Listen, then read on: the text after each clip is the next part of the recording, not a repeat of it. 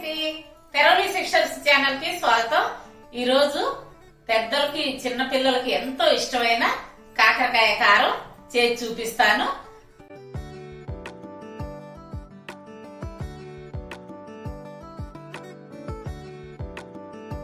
చాలా టేస్టీగా ఉంటుందండి. అది ఆరోగ్యానికి కూడా చాలా మంచిది అన్నమాట. రుచే కాదు, ఆరోగ్యానికి కూడా ఎంతో మంచిది.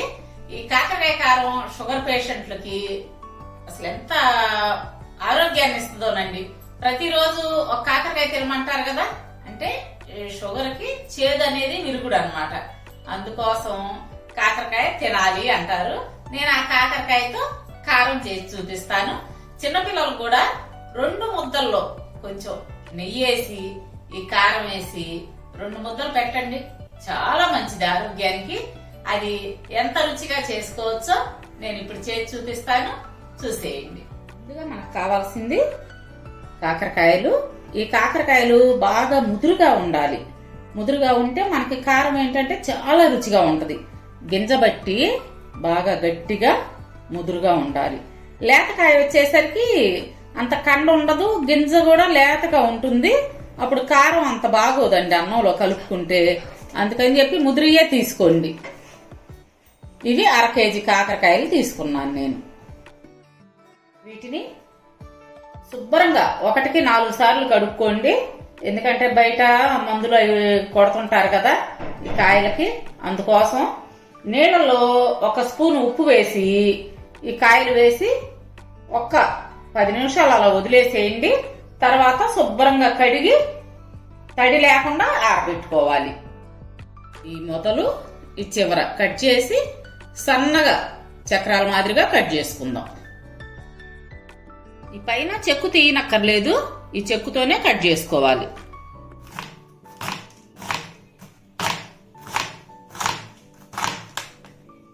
చూడండి, ఈ మాదిరిగా కట్ చేసుకుంటే సరిపోతుంది. ఇంత పలచగా అన్నీ కూడా ఈ విధంగానే కట్ చేసుకుందాము.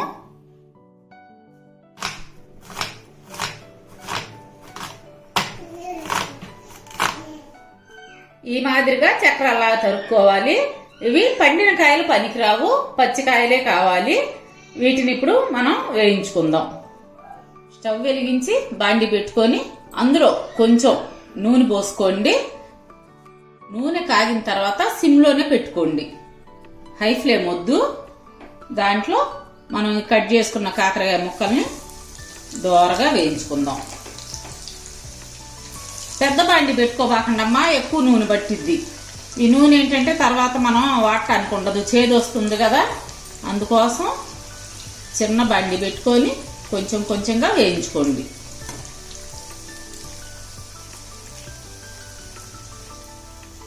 మీడియం నుంచి సిమ్కి మార్చుకుంటూ వీటిని దోరగా వేయించుకోవాలి.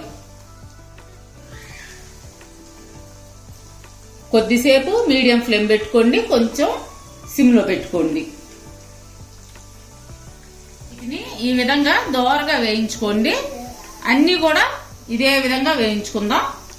ఒక గిన్నెలోకి తీసుకొని చల్లారనిద్దాం. చూడండి, మా మనవడు కేకలు. ఎప్పుడు వీడియో చేసుకుంటున్నా ఏ కేకలు.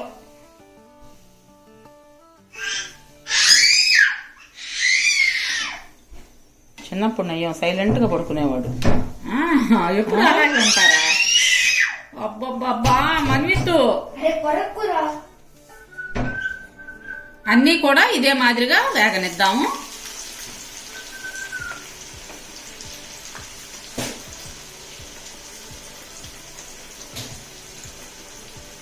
ఫ్లేమ్ మాత్రం సిమ్లోనే ఉంచుకోండి.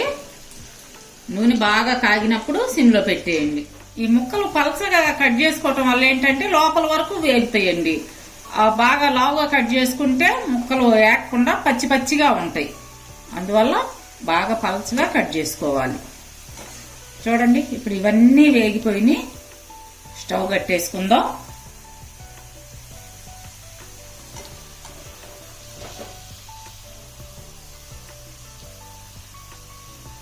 మీకు వీడియోకి బాగా నల్లగా కనపడుతున్నాయేమో, నేనైతే దోరగా వేయించాను.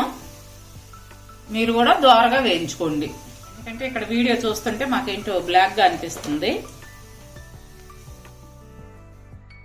ఇప్పుడు స్టవ్ కట్టేసిన తర్వాత నూనె వేడిగా ఉంది కదా, అదే నూనెలో 1.5 స్పూను పచ్చెనగపప్పు, 1.5 స్పూను మినపగుళ్ళు, మీ దగ్గర పొట్టుపప్పు ఉంటే పొట్టుపప్పు వేసుకోండి, అంటే మినపప్పు అన్నమాట.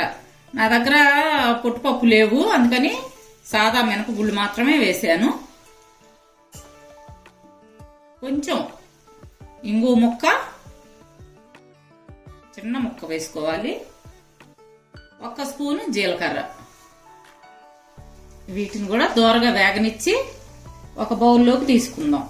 నూనెంతా బాగా వడవనివ్వండి కిందకి. నూనెంతా దిగిన తర్వాతే వీటిని ఒక బౌల్లోకి తీసుకుందాం.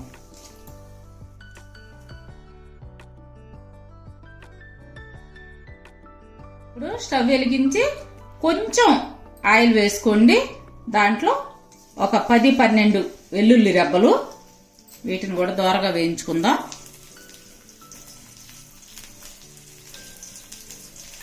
అదే విధంగా కొంచెం కరివేపాకు కూడా ఈ చిన్నులపాయలో కలిపి వేయించుకుందాం.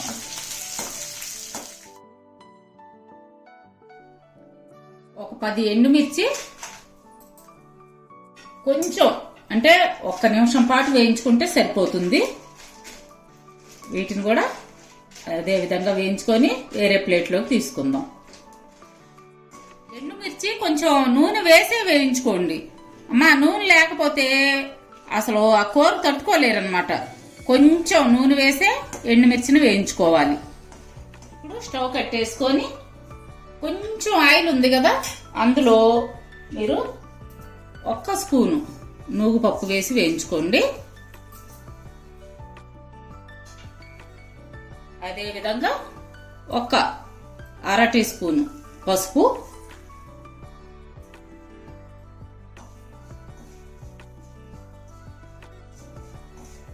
నువ్వులు మీ ఆప్షన్ అండి, మీకు ఇష్టమైతే వేసుకోండి, లేకపోతే లేదు. కానీ నూగుపప్పు వేస్తే, అంటే తెల్ల నువ్వులు అన్నమాట, వేస్తే కారం చాలా టేస్ట్ వస్తుందండి. అసలు ఎంత బాగుంటుందో ముద్ద మనం కలుపుకొని తింటుంటే, నూగుపప్పు తగులుతూ పంటి కింద చాలా రుచిగా ఉంటది.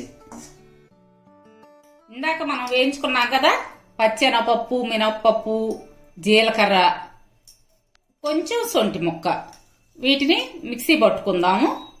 కొంచెం బరగ్గానే పట్టుకోండి, మరీ మెత్తగా కాకుండా పౌడర్ లాగా కొంచెం బరగ్గా పట్టుకుందాం.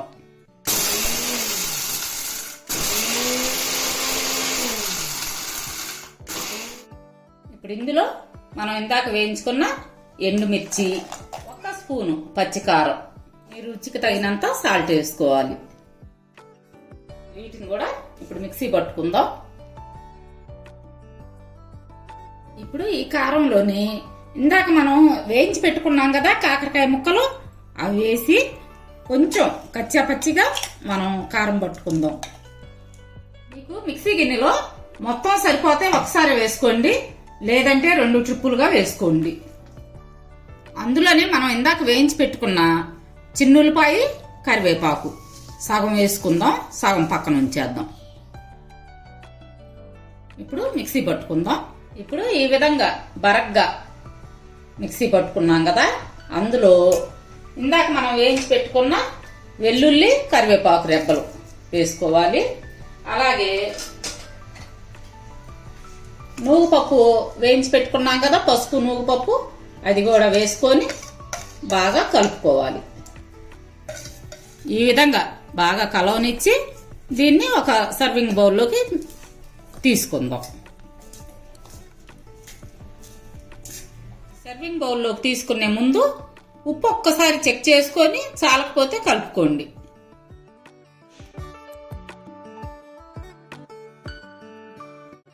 ఇదిగోండి కాకరకాయ కారం రెడీ అయింది.